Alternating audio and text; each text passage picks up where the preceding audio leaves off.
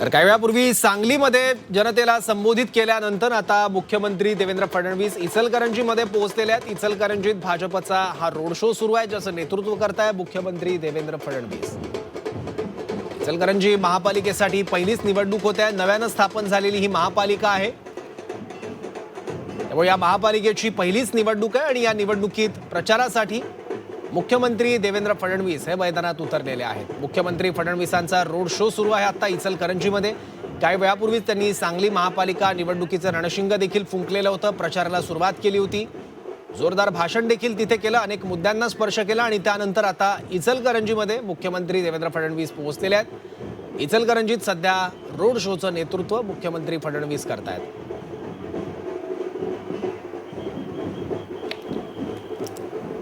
इचलकरंजी ही नव्यानं स्थापन झालेली महापालिका आहे। महापालिकेची पहिलीच ही निवडणूक होते आहे इचलकरंजीसाठी। त्यामुळे या निवडणुकीत विजय मिळावा यासाठी भाजपकडून जोरदार तयारी करण्यात आलेली आहे। विरोधी पक्ष सुद्धा अनेक मैदानात आहेत इचलकरंजी महापालिकेची सत्ता काबीज करण्यासाठी। त्यामुळे दोन्ही बाजूंनी प्रचार सुरू असताना मुख्यमंत्री फडणवीसांचा इचलकरंजीत हा रोड शो सुरू आहे। याबद्दल आणखी माहिती घेऊयात, आपले प्रतिनिधी प्रताप नाईक आता आपल्या सोबत आहेत। प्रताप नाईक, हा रोड शो एक तर कसा पुढे जाणार आहे, रोड शोचा मार्ग नेमका काय आणि सांगता कशी होणार आहे? आपण पाहतो की मुख्यमंत्री या महानगरपालिका निवडणुकीच्या निमित्तानं पहिल्यांदाच रॅली काढतात आणि इचलकरंजी शहरात काढतात। इचलकरंजी महानगरपालिका अस्तित्वात आल्यानंतर आपण पाहतोय की महानगरपालिकेवर झेंडा फडकवण्यासाठी महायुती प्रयत्नशील आहे। विशेषतः आपण पाहतो की भाजपनं पूर्ण ताकद या ठिकाणी लावलेली आहे।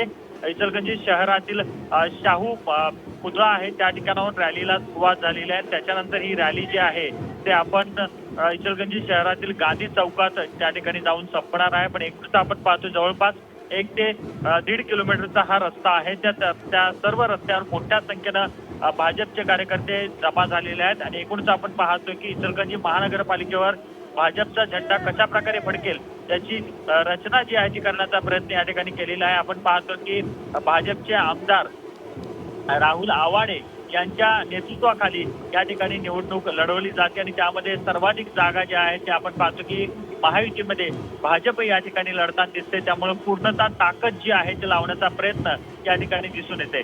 एकूणच आपण पाहतो की इचलकरंजी ही वस्त्र नगरी आहे, कामगार नगरी आहे। अशा या नगरीमध्ये अनेक प्रश्न आहेत। या प्रश्नाच्या निमित्तानं देखील आपण पाहतो की मुख्यमंत्री देवेंद्र फडणवीस पत्रकारांशी देखील संवाद साधणार आहेत ही रॅली संपल्यानंतर। पण एकूणच आपण पाहतो की पूर्ण ताकद जी आहे ती या ठिकाणी लावण्यात आलेली आहे आणि त्या दृष्टीनं या ठिकाणी प्रयत्न केल्याचं दिसून येते। एकूणच आपण पाहतो की 16 प्रभागातील 65 जागांसाठी 230 उमेदवार निवडणूक रिंगणात आहेत। त्यामध्ये प्रामुख्याने जर आपण पाहिलं भाजप 56 जागांवर निवडणूक लढवत आहे, तर महायुतीमधील शिंदे शिवसेना गट 10 जागांवर आपले उमेदवार उभे केलेले आहेत। त्या सर्वांच्या प्रचारासाठी मुख्यमंत्री पहिल्यांदाच कोल्हापुरात आलेले आहेत आणि आपण पाहतोय की इचलकरंजीमध्ये भव्य रॅली काढून या ठिकाणी प्रचाराचा शुभारंभ जो आहे इचलकरंजी मधला महायुतीचा झालेला आहे असं आपल्याला म्हणता येईल। ठीक आहे प्रताप, आता मुख्यमंत्री देवेंद्र फडणवीस यांच्या नेतृत्वात रोड शो सुरू आहे, त्यांच्यासोबत नेमके कोणकोणते नेते आज सहभागी झाले ते सांगू शकता?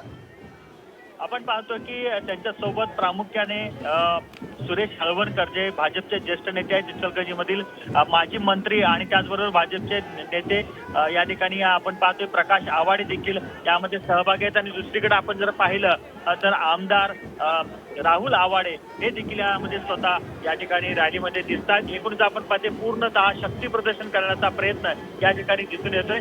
एकूणच आपण पाहतो की मोठ्या भव्य शक्ती प्रदर्शन इचलकरंजीत करून कुठेतरी नव्यानं अस्तित्वात आलेल्या महानगरपालिकेवर झेंडा फडकवण्याचा प्रयत्न जो आहे तो या ठिकाणी भाजपच्या वतीने केला जातो। तशा प्रकारची ताकद जी आहे ती इचलकरंजी शहरामध्ये लावल्याचं दिसून येते। खरं तर आपण पाहतो की कालच माघारीचा दिवस झाला आणि इचलकरंजीमध्ये देखील आपण पाहतो की भाजपकडून खूप मोठ्या प्रमाणात इच्छुकांची रांग होती आणि त्याच्यामध्ये अनेकांना समजूत काढण्यामध्ये यशस्वी झालेले आहेत, पण अनेक बंडखोर मात्र या निवडणुकीच्या रिंगणात उभे आहेत। आपण पाहतोय की हे दृश्य किती मोठ्या प्रमाणात आपण पाहतो की रस्त्याच्या दुतर्फा या रॅलीला लोकांचा पाठिंबा मिळालेला आहे दृश्य बघू शकतो। आणि त्याचबरोबर मुख्यमंत्री प्रत्येकाला हात करून या ठिकाणी रॅलीमध्ये सहभागी होणाऱ्यांचे धन्यवाद मानताना दिसतात। पण एकूणच आपण पाहतो की पहिल्यांदाच नगरपालिकेचं महानगरपालिकेत रूपांतर झाल्यानंतर इचलकरंजी महानगरपालिकेसाठी ही निवडणूक होते. त्यामुळे भाजपनं पूर्णतः ताकद लावल्याचं चित्र दिसून येते. कारण आपण पाहतो की नगरपालिकेमध्ये